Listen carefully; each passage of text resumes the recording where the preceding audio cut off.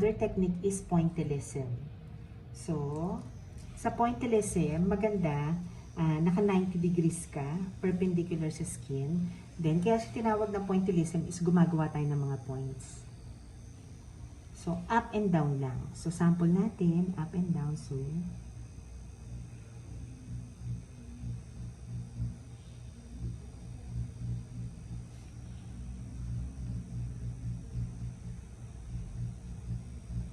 up and down lang. Then, mag-create ka ng points or random dots sa skin. Yan. So, mag-create din to ng illusion na parang powdered makeup lang din, no? So, yan yung technique ng pointillism. Then, last na technique is parang iniikot nyo na, dinidrill. Drill technique. So, iniikot mo lang siya.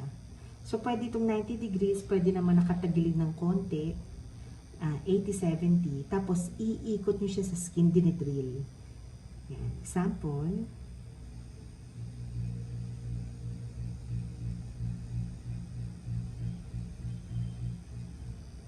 Yan.